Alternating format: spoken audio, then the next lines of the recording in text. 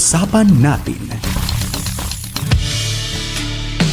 Ngayong araw ng Martes ay pag-uusapan po natin ang tungkol po sa kasulukuyang ginagawang deworming activity ng Department of Health Department of Health Region 9. Ayan po kung saan tatanungin natin kung ano na nga ba ang kasulukuyang status nito ngayon, especially po nitong nakaraang mga araw nakaraang linggo meron nga po isang insidente kung saan medyo na-alarma, natakot yung ibang mga magulang dahil umano under investigation pa po ito, isang grade 4 student from Cavite ang namatay dahil daw umano sa ginawang routine deworming activity. So alamin po natin ngayon kung gaano ba kaligtas pa rin ang pag-inom ng gamot para po nga sa ating deworming para sa ating mga kabataan. Kaya makasama po natin ngayong umagang ito ang Nurse 5 Original IHCP Coordinator ng Department of Health Region 9, Sir Nieto Fernandez Jr. Sir, good morning. Welcome po sa DXAS. Ma'am Sarah, good morning, and we would like to thank for inviting us in DXAS, no? Maraming salamat po, and also good morning sa mga listener natin and viewer natin. Thank you. Yes, at maraming salamat po sa oras at panahon nyo dito, Sir Nieto. So ito nga po, so far po, baka mabigay nyo po muna sa amin, kumusta po ba ang ating estado ngayon ng ating deworming? Tama po ba, Sir Nieto? Every year, twice po ang ginagawang deworming activity. January, July po ba ito? Tama po ba? Yes, Ma'am Sarah, no? Every year po, ito pong deworming activity natin or tinatawag natin Mass Drug Administration campaign. Regular po ito, no? Every year, every January and July po yung schedule ng deworming activity natin. This is a biannual activity po na sinasagawa natin for the past 2 decades na po. Until now, ginagawa pa rin natin. At kumusta na po so far? Patapos na po ba tayo sa ating activity, sa deworming activity natin? Actually, for the month of July, ma'am, we're almost done. But unfortunately, may mga eligible target pa rin, or population na hindi pa natin nako-cover. That is why continuous pa po yung pag-intensificate ng kampanya natin, continuous pa rin yung deworming activities natin. Kasi alam po natin, meron po tayong tinatarget na number of population na ma-deworm po natin, no? Yes po, ma'am. Our target is age 1 to 19 years old po. So for the entire Zamboanga Peninsula to include Sulu Province, ma'am, our target is more or less 1.5 million po na eligible children po. And may estimated po ba kayo kung ilang percent pa lang sa 1.5 ang ating nabigyan po ng deworming, para sa deworming? Okay po, meron po tayo, ma'am, ayon sa datos po, may partial reports tayo. Nasa 40% na po tayo currently, pero continuous pa rin po yung pag-submit, pag-report ng mga local government units natin as well as yung mga schools natin, ma'am. 40%, medyo pa po, challenging pa po siya kasi kung hanggang month of July lang tayo, meron na lamang tayo ilang araw. So ano po ba yung mga naging challenges muna natin, sir? Bakit po parang hindi pa tayo nangangalahati sa ating target na 1.5? Yes, part of the challenges, ma'am, is yung issue po, Kasi although hindi naman talaga masyadong naapektuhan tayo sa issue because we know it is isolated case lang naman po, But then we are taking it seriously. Yun po, isa din yung reason bakit nagkaroon po ng temporary suspension, sa schools natin. But then right now ongoing naman po yung deworming activity sa school base natin, ma'am, Another po, yung supply din po, medyo nagkaroon po ng delay, especially from downloading sa mga munisipyo natin. But then, based on our monitoring last week, lahat naman po nakakuha na po ng kanilang mga logistics, especially yung deworming drugs natin. So readily available na po sa ating mga rural health units, sa mga health centers natin, and that is why for this week in-intensify nila yung implementations ng deworming activities natin. And good thing po pala no na nagkaroon po agad ng action kasi syempre after ng issue nga dun sa grade 4 syempre marami ang may trust issue na at may suspension na ginawa. Pero eto nga nandito tayo ngayon sa ating program para magbigay ng clarity, ng clarification. Siguro po una po sa lahat, Sir Nieto, pwede po ba natin muli ipaintindi sa ating mga parents, no? Pero una po sa lahat, bago po pala, ito po ba ay mandatory? Ito po ba ay dapat talagang kunin, ipainom sa mga anak natin? O depende rin po sa parents kung i-allow nila ang kanilang anak na mag-take po ng gamot for deworming? Yes po, no? Actually, ito po ay isang voluntary po, no? So we cannot force, no, especially parents who are not ayaw magpa-deworm, no? But then in-encourage talaga natin because we want to ensure na lahat po, na especially yung mga bata from 1 to 19 years old ay napurgahan po kasi based on the survey na kinandak by the national level, so mataas po yung infection sa bulati, especially itong target beneficiaries natin 1 to 19 years old. That is why gusto natin ma-ensure talaga na deworm talaga sila para ma-ensure natin na healthy at masigla sila, no? Hindi po sakitin. So yun yung reason natin bakit sinasagawa natin itong deworming activity natin every year po. So again po, ang dahilan ay dahil kung hindi sila iinom ng gamot for deworming, magkakaroon po ng infection sa kanila sa 1 to 19. Yes. Sa bulati po, ma'am. Magkaroon po ng infection sa bulati po. So, ibig sabihin, hindi lang din po pala mga sa elementary tayo nagbibigay ng deworming kasi itong 19 po nasa ano na po ito, no? Yung iba nasa senior high school na or baka nasa college na. Yes po, ma'am. Bale, preschool age children and school age children as well as yung adolescent natin, ma'am.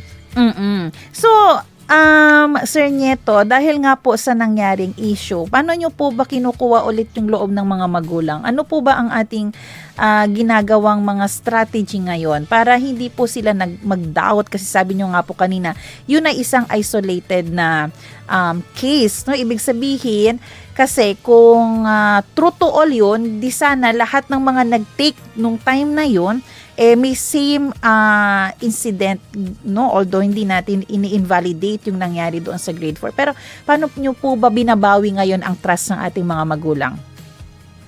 So, bale ma'am, no, naintindihan po natin at ginagalang po natin ang pag-alala ng ating mga magulang. So, likas kasi sa ating mga magulang na pagdating sa kalusugan ng ating mga anak ay medyo very protective, no? Sa Zamboanga Peninsula po, patuloy po ang ating pakikipag-ugnayan sa mga paaralan at local government units at barangay health workers upang mabigay ng tamang impormasyon at edukasyon. Pinapanatili natin ang tiwala ng publiko sa pamamagitan ng transparency po, as well as yung information drive na sinasagawa natin, yung pag-orient sa mga magulang at pagkuha ng parent consent, no, bago ipainom ang deworming drugs, no, and also yung strict screening po. Tinitiyak natin ang mga bawat bata ay sinusuri muna ng health workers o guro bago bigyan ng gamot upang masigurong sila ay fit at walang karamdaman po. Yun po. So, speaking of, dapat sinusuri ng ating mga guro yung kanilang mga estudyante. Ano po bang chine-check ng ating mga guro para malaman kung fit or not fit po yung bata na sa pag-participate, pag-inom po ng gamot, ng deworming? Actually, always natin in-emphasize, especially yung sa mga implementers natin, ma'am, no? Yung safety protocols talaga. So, pag sasabihin natin safety protocols, dapat well-informed po, especially yung mga parents, yung guardian natin. And also dapat siguraduhin natin na on full stomach, busog po yung bata before we administer o bigyan yung pagpurga. And then at the same time po, importante din po yung assessment talaga, no? Kasi dapat natin tignan kung okay ba yung estado ng bata. Walang karamdaman, walang sakit. And kung meron naman po, hinikayat natin, especially yung parents or guardian, na magkonsulta sila. Kung may mga private physician po sila, mag-consult po sila kung possible ba na uminom yung bata or anak nila ng deworming drugs po. Kasi kung talagang may sakit, dinidelay po natin ang pagbibigay ng gamot po, no? Tama po, ma'am, no? Dinidelay muna natin, wini-withhold muna natin yung pagbigay ng pampurga, and then kung may yung certification galing sa mga private physician nila na qualified or fit to deworm po yung bata, and also kung in good condition na po yung bata. So that's the time po magdi-deworm po tayo. Kung may fever, masakit ulo, ubo sipon, ganyan pwedeng maging dahilan para wag mo nang bigyan ng gamot. Yes po, ma'am. Actually, ma'am, yung gamot natin, deworming drugs natin is very safe po.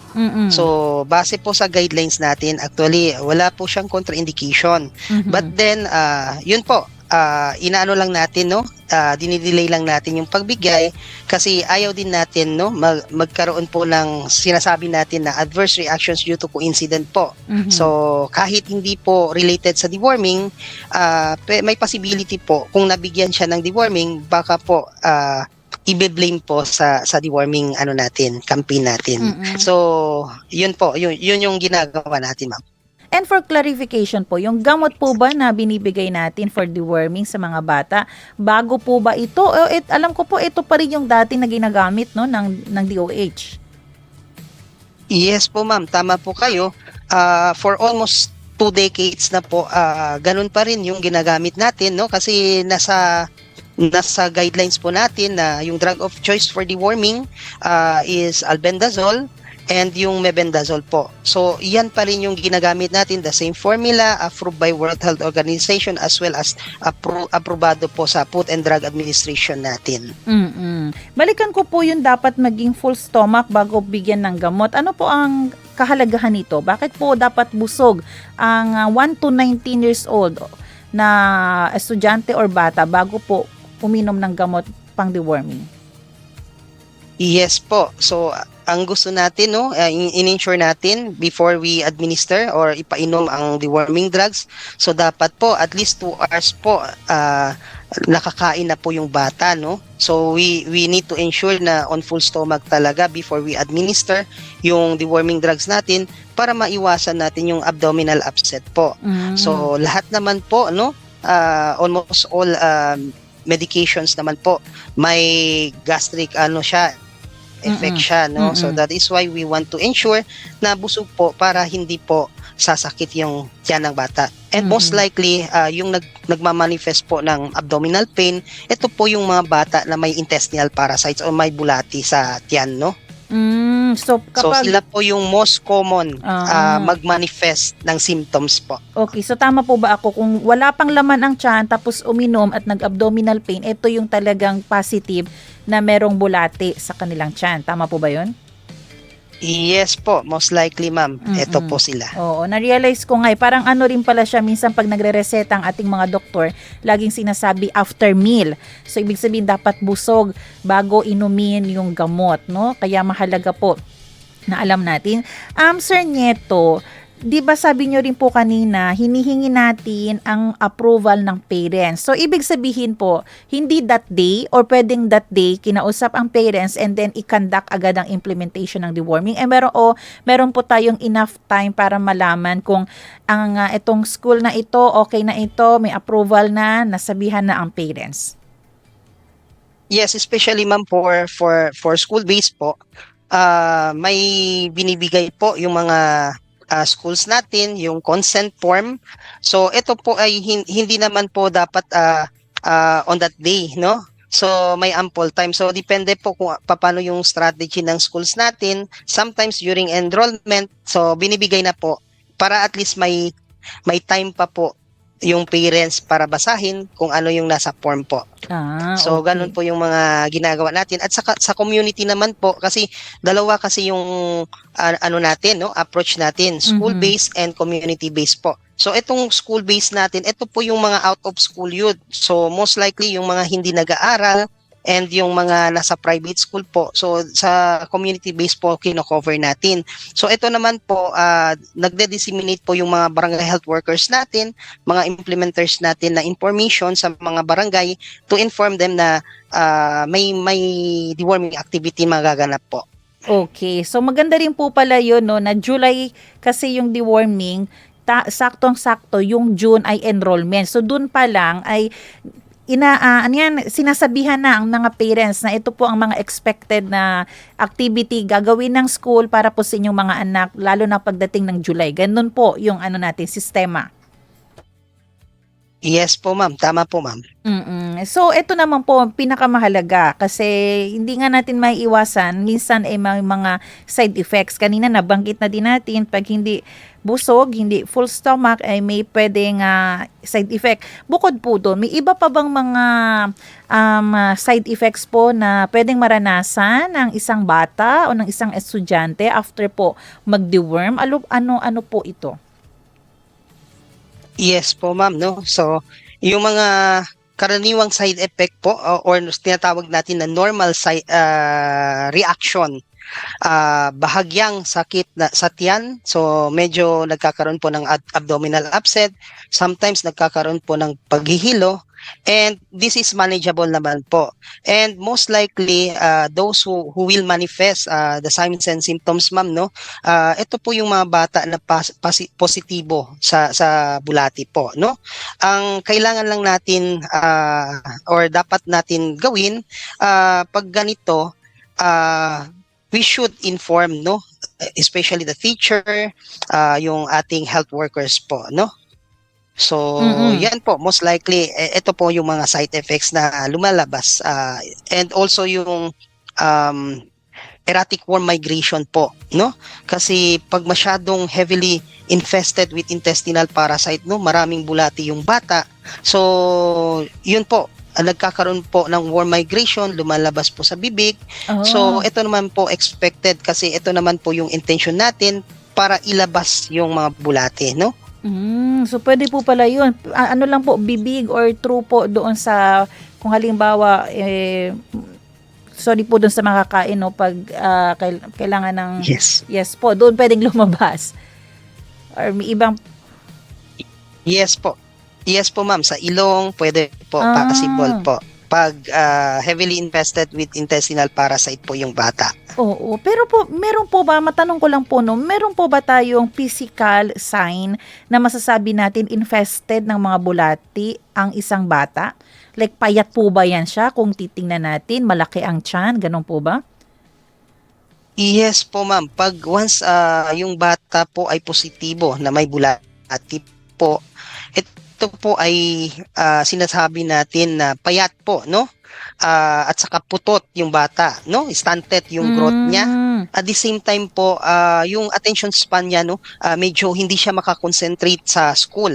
So, kaya po sinasagawa din natin itong deworming activity natin is to correct yung malnutrition, at the same time yung to ensure yung health and well-being ng bata, no. Ayaw din natin maging ano siya, no, sakitin, at saka pag once sakitin yung bata maapektuhan po yung pag-aaral ng bata. So ayaw Mm. natin mangyari yun ma'am, no. Mm. So kaya po sinasagawa natin yung deworming activity every Mm. year. Ayan, pero hindi ibig sabihin 'pag hindi payat, sabihin natin siya ay mataba, eh wala ng bulate. Hindi rin po ibig sabihin gano'n, 'no? Yes ma'am, may cases din po na ganyan ma'am, no. So physically medyo okay yung bata, but then may intestinal parasite pala. Okay. Sir, balikan ko po, 'pag makaramdam sila ng stomach pain, sabi niyo konting paghihilo or minsan, ano pa ba yung nabanggit natin kanina, ay ilang oras po bago nila ito maramdaman ang side effect? Usually ma'am, right after, no, pag once na inom nila, pag may bulati yung bata, automatic po magkakaroon po or ma-experience nila yung sinasabi natin mild side effects po. But this is manageable po and expected din po, no? So magkakaroon po, especially yung mga bata na may bulati po. At pwede nyo po ba kami bigyan ng idea? So kapag in-inform nila si teacher or yung health worker, ano ang expected na gagawin ni teacher o ni health worker para po ma-address yung symptoms ng bata na may side effect nga po sa kanya? Yes po, yung sinasabi natin, pag severe, no? Severe yung side effect po, kagaya ng tuloy-tuloy at matinding pagsusuka. So, meron din pong hirap sa paghinga o paninikip ng dibdib, pamamaga ng mukha, labi o dila. So, ito po ay senyales, no, ng allergic reaction. So, dapat i-report natin immediately, no, sa school base po ito, i-report natin sa school nurse natin, sa teacher natin, and inform din natin yung health center. And pag sa community base naman, inform natin yung health center as well yung sa hospital po. Pag severe, no? Severe po yung reaction.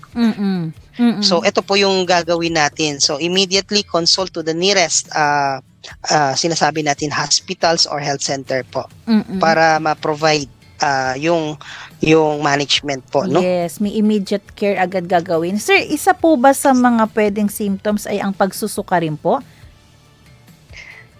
Ito po ay usually ma'am, no, pag severe po yung reaction. So common po ito, no, pag severe po. But then based on our experience for the past many rounds of deworming activities, no, so wala po kaming na-encounter mga severe reactions po. Usually po may mga minor reactions po, but then it is manageable po. Kagaya nga po sinasabi ko, ito po ay expected, especially yung mga minor reactions natin, especially yung mga bata po ay infested with bulati po. Okay po. May data po ba tayo, sir? Like, gusto kong unang tanungin kasi kanina nabanggit po natin, pwede palang lumabas sa bibig or sa ilong yung bulate. So, hindi po ito through vomiting ang sasabay doon ang bulati, or pwede lang po voluntarily din po ilalabas po yung bulati po sa ilong at sa bibig. Yes po, possible po. Voluntarily lalabas yung bulati. There are times also pag nagbamit po yung bata ay lumalabas din yung bulati.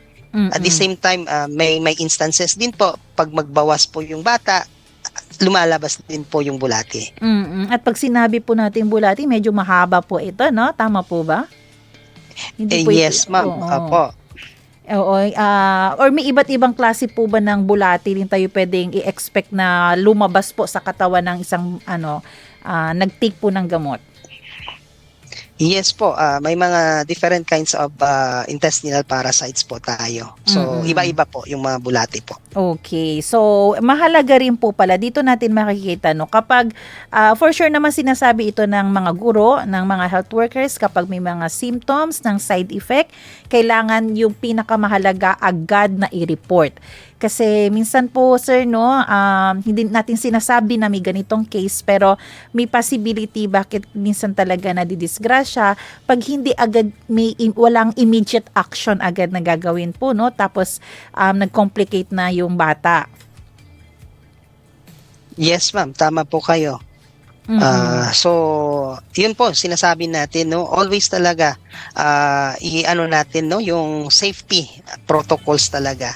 So, mahalaga po yung assessment para masiguraduhin natin o ma-ensure natin na ligtas po ang bata, at the same time maayos po yung pag-implement or pagbigay ng deworming, no, especially sa mga bata po. Sir, sa buhay ng isang tao, ilang beses po ba siya dapat mag-deworm? Kasi naalala Actually, ko ma'am, po, no, Opo, naalala ko po dito sa aming health center, parang 1 year ago ay in-encourage po ako na uminom. Sabi ko, hanggang adult pala ito. Kasi ano na po ako 33 na po ako Yes Nung po. nakaraang taon. Actually, Opo. Apo. Actually, ma'am, hindi po kasi limited, no, sa yung deworming. Even mga adult po, pwede tayo magpurga, no? So, pwede tayo mag-take ng deworming medicine. But then, yun po sinasabi natin, based po sa datos, medyo mataas po kasi yung cases, no? Cases sa edad 1 to 19 years old. So, that Mm-mm. is why sila po yung priority natin, sila po yung primary target natin for this deworming campaign po. Pero Mm-mm. hindi po natin sinasabi na yung mga adult po na hindi po pwede mag-deworm. So still, Mm-mm. pwede po.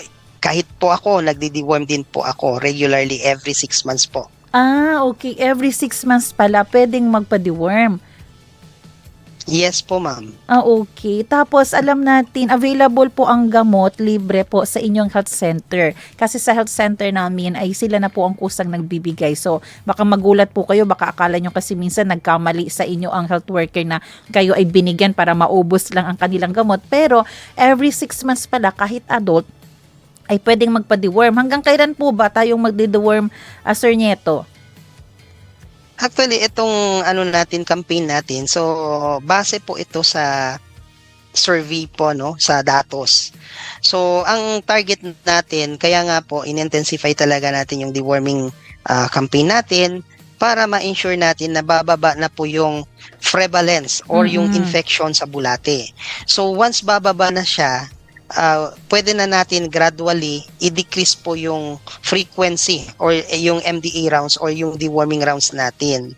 So actually for this year, we are planning to conduct yung prevalence survey, ma'am, para makita natin for fast how many years po yung deworming rounds na ginagawa natin. So gusto natin i-check din kung ano na po yung estado natin in terms of prevalence, kung bababa na yung mababa na yung prevalence rate or kung pwede na natin i-decrease din yung MDA rounds po.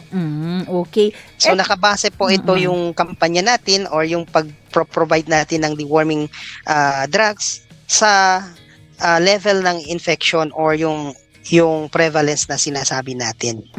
Ayan po. Ito po, balikan ko po yung 40%. Tapos meron na lang po tayo hanggang July. So, halimbawa po, na-reach natin this week na mag 50% tayo. Paano po yung remaining 50%? Magkakaroon po ba tayo ng another implementation po ng deworming activity this year para mahabol po natin itong mga eligible na hindi nakapag-deworm?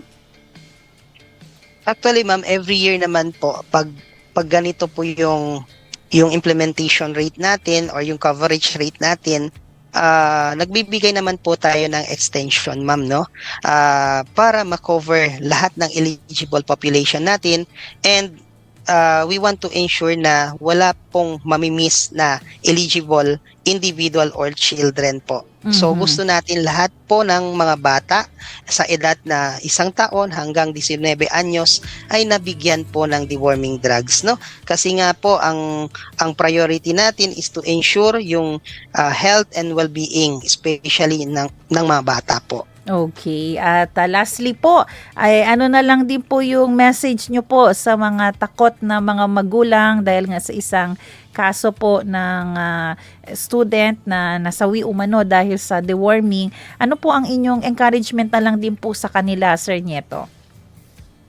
So, yun po, sinabi ko kanina, naintindihan po natin at ginagalang po ng Department of Health ang pag-aalala ng ating mga magulang, kasi sinasabi natin likas sa ating mga magulang na maging maging protective, especially sa mga anak nila at sa kalusugan ng mga anak nila, So for Zamboanga Peninsula naman po, patuloy po ang ating pakipag-ugnayan sa mga paaralan, local government units at yung mga barangay health workers natin upang mabigyan ng tamang impormasyon at edukasyon na pinapanatili natin ang tiwala ng publiko sa pamamagitan ng transparency po, information drive, as well as yung strict screening po. Ayan. At kung halimbawa ay talagang, halimbawa lang po talaga may duda, pwede po silang pumunta sa mga private doctor po, no, Sir Nieto, para makita nila kung pareho lang ba ang sasabihin at pareho lang yung explanation. Tama po ma'am, no? If hesitant po sila, they can go to their private physician para mag-consult po, no? Before giving the deworming drugs po. Ayan, wala naman pong pagbabawal kung gusto nyo talaga makasigurado. So, ayan po muli po sa ating mga magulang. Alam ko po ang inyong mga pangamba, mga takot ay nandyan bilang parents. Pero eto po ngayon, nagpapaliwanag po ang Department of Health sa ating kung ano talaga ang dahilan at kagandahan, bakit kailangan po nila i-implement. Although ito ay voluntary lamang, pero at least nakita po ninyo ang advantage at disadvantage kapag hinayaan natin mag-deworm ang ating mga kabataan. So Sir Nieto, maraming salamat po sa oras at panahon po ninyo dito sa DXAS. Hanggang sa muli po, no, hopefully makakuha po kami ng update sa inyo siguro by the end of July or first week of August kung kumusta po ang naging total result, no, final result ng ating implementation, at nang sa ganun ay maging avenue rin po tayo para lalo pang bigyan ng enlightenment ang ating mga listeners. So muli, nakasama po natin ang Nurse 5 Regional IHCP Coordinator ng DOH 9, Sir Nieto E. Fernandez Jr. Sir, maraming salamat. God bless you po. Thank you so much, ma'am.